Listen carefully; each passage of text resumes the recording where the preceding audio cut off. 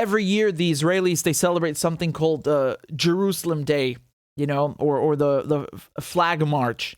And basically what it is, it's the Israelis celebrating that they took control, that they captured Jerusalem. And then, of course, they annexed it illegally. So, you know, the United Nations Security Council, even the United States at the time, they told Israel, you have to get out of Jerusalem and the Golan Heights, the Syrian Golan Heights. And, of course, Israel's never done that. And on top of it, they not only occupied, they annexed it, right? Both Jerusalem and Syria's Golan Heights. So this year, I just want to show you how vile this flag march is, because it's such an expression of what Israel means to Palestinians, right? And what Israelis think of Palestinians and how they behave towards them. So here you can see, hold on, I balls that up. Give me a second. It's not loading for you, is it? There you go. So this is from the BBC, right? Jerusalem flag march. Israeli nationalists stream through Muslim quarter. Okay. So, maybe I can play this very quickly for you from the BBC. Let's take a look at what she has to say. This is near the start of the march, and there are just thousands upon thousands of young Israelis like this that I've seen around the city. And the mood with them is really jubilant, it's festive, it feels like a party. So this is the contentious point that the marchers were aiming for. Damascus Gate is the entrance to the Muslim quarter of the old city. Usually at this time of day, there would be plenty of Palestinians milling around. Israeli police have cleared them away. And as you can see, the Israeli marchers with their flags, they're dancing, they're singing, they're celebrating their presence at this spot. And they're going to head now into the old city, through the alleyways to the Western Wall. Right. Let's take a look at what that means, huh? So here are some of the things they were chanting. You ready? Here's the first one. Shireen is a whore. So Shireen is the journalist that Israel killed 3 weeks ago, the Al Jazeera journalist. They say Shireen is a whore. Okay, maybe for those of you who are, you know, more fluent in Hebrew, can corroborate this for me. I'm pretty confident that the translation is accurate. Here they say Muhammad the Prophet is dead, which I mean, I don't know what that even means, because Muslims know that, and also you have not all Palestinians are necessarily Muslim, but okay, whatever. Again, you know, they're basically trying to insult Muslims.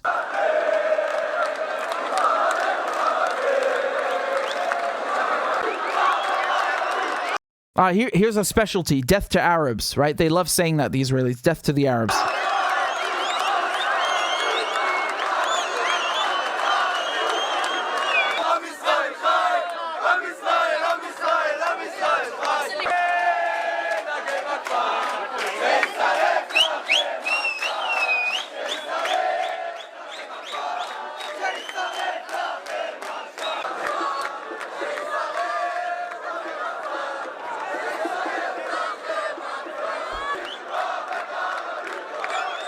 Well, they seem like nice people, right?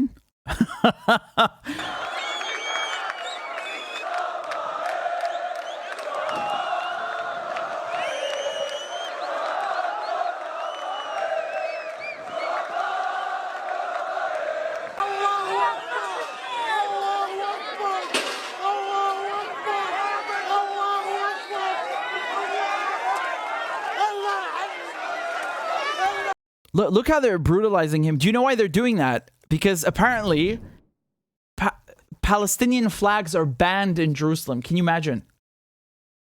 Yeah. Yeah, like I just said that. Like that's a thing.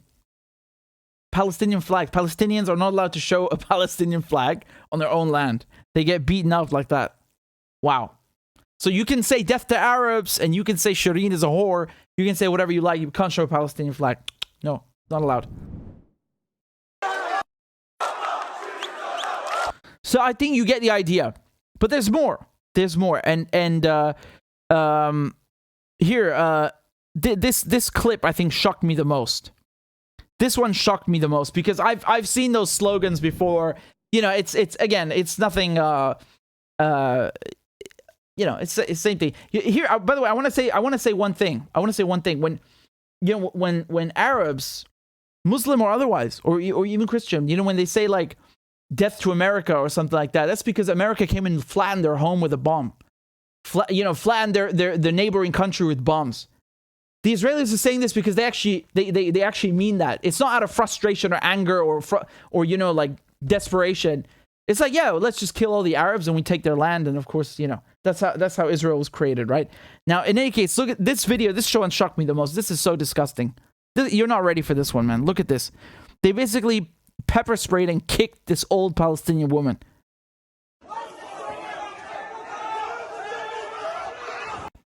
What the hell, man? Look, what the hell was that? What a pussy this guy is. He can't even take on an old woman that's half his height. What a pussy.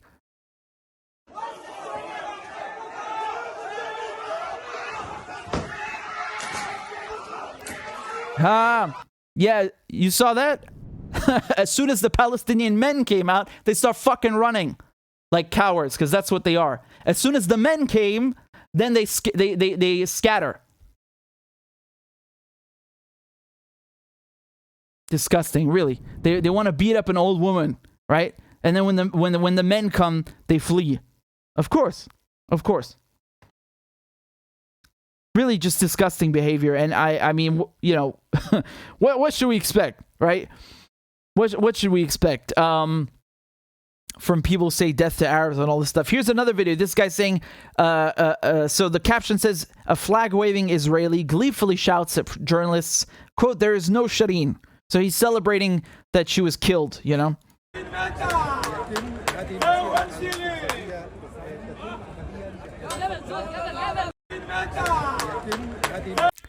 Again, I don't speak Hebrew, but I speak Arabic, and they're both Semitic languages. And he's saying meta, and in Arabic, if you want to say that someone is dead, or a woman specifically, you say meite.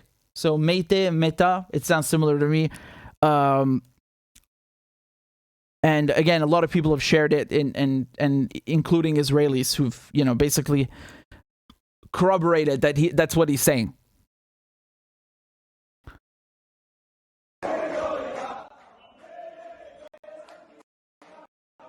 So here you can see the caption says, Israeli colonial settlers march in Bab al-Amud area at Al-Aqsa Mosque, performing provocative dances and chanting racist chants under the protection of Israeli occupation forces.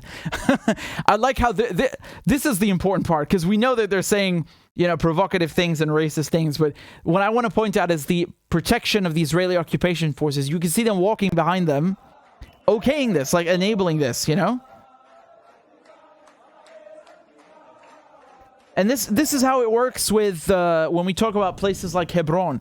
You have like, I forgot the number. What is it? 100, 200,000 Palestinians living there versus 800 Israelis. Like the difference is nuts. But just because of those few hundred Israelis, you've got the Israeli occupation forces that are, always protecting them, which again sounds ridiculous. Well, protect them from what? They're not protecting them, enabling them. So, the Israeli settler can go attack a Palestinian, do whatever he wants, and they're not going to interfere. But if you try to defend yourself against the settler, then they will come and interfere and back him up. Do you understand? It's the same thing everywhere. It's the same thing. So the Israeli occupation forces are not going to stop Israeli violence against Palestinians, but they will stop Palestinians defending themselves from Israeli violence. Here, this is a video from then. Someone said there was a Palestinian flag put on a drone. Remember, they're technically illegal, right? You get beaten up by the cops for having one. So they put it on a drone.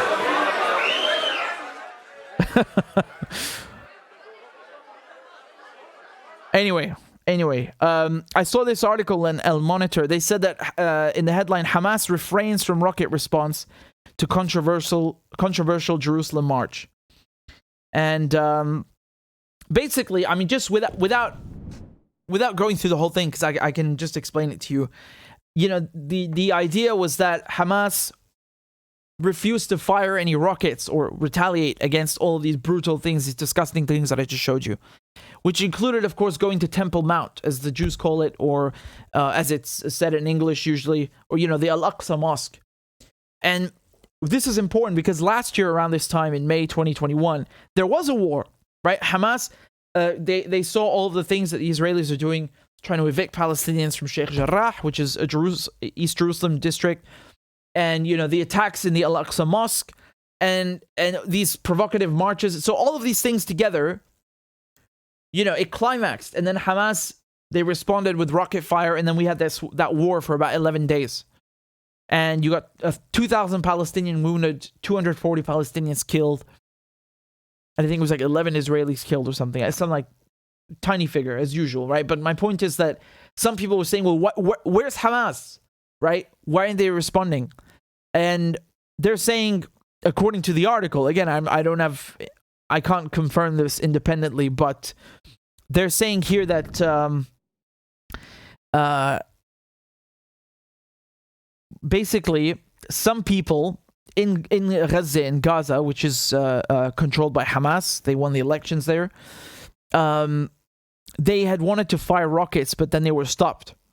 Halia's media advisor, the head of Hamas, said that some parties, right, had contacted him to keep the situation from spiraling out of control. Islamic Jihad leader Ahmad al-Mudallal refused to comment to Al Monitor on whether his movement tried to launch rockets at Israel in response to the flag march. He did say, however, that, quote, the attempts to launch rockets from Gaza toward Israel in response to the flag march were individual, but they were also legitimate. Yahya Musa, right? And he told Al Monitor that Hamas has received extensive calls from several mediators, Egypt and Qatar, telling them not to be drawn into a confrontation with the Israelis. Okay? And he said that Hamas listened to them. They acquiesced to these demands. And he said, the quote, the resistance sensed an Israeli trap being orchestrated to drag it into a war for which Israel was fully prepared. He said that Israel flew its military planes in the skies of Gaza throughout the flag march to target the resistance fighters in the event of rocket fire.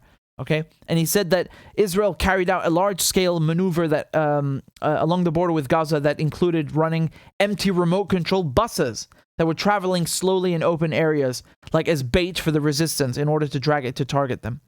Okay? And he said that it is not wise to attack the enemy while it's fully prepared, but this does not mean that the resistance will not respond to the provocations of the flag march at the appropriate time and place. And the article at Al Monitor says, nevertheless, a feeling of disappointment prevails over the Palestinian street over Hamas and the resistance failure to respond in a timely manner to the flag march provocations and violations.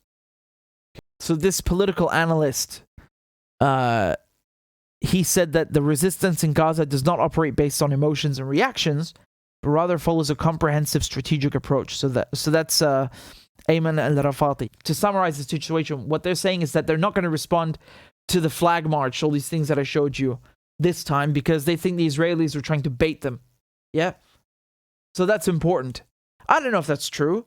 Obviously, you can't know 100%, but I wouldn't be surprised. The Israelis, they want to provoke the resistance into acting, when it favors them. They say that some Palestinians were disappointed. Yeah, I get that. Of course, when you see this kind of disgusting behavior by the Israelis against the Palestinians, everybody would be like, what the heck? There needs to be a response. People got to defend themselves. But there's a saying, right? What is that saying again? That revenge is a dish best served cold. In this case, it's not really revenge. It's more, as the name implies, it's resistance against an occupier. But I don't think that they can allow this to happen and not respond in some way. And this is the thing, man. This is the thing with, with what's happening in Palestine. I mean, literally every single day you have atrocity after atrocity happening. I don't know how anyone, can live through that. It's horrible. And in the Western media, well, they'll tell you Hamas is a terrorist organization and blah blah blah and this and that. Yeah, well, sorry, man, but they had elections in Gaza and they voted Hamas in, and Hamas is a political party and it has a military wing. Okay, same thing with Hezbollah. It's a political party with a military wing. And they're basically telling the Palestinians that you're not allowed to resist. And, your resistance groups are quote unquote terrorists. And that's why they've made all these efforts in the West to go and ban Hezbollah, including the political party. So not just the armed wing, but also the political wing. And the same thing with Hamas. And I feel like they leave the Palestinians no avenue, really, right?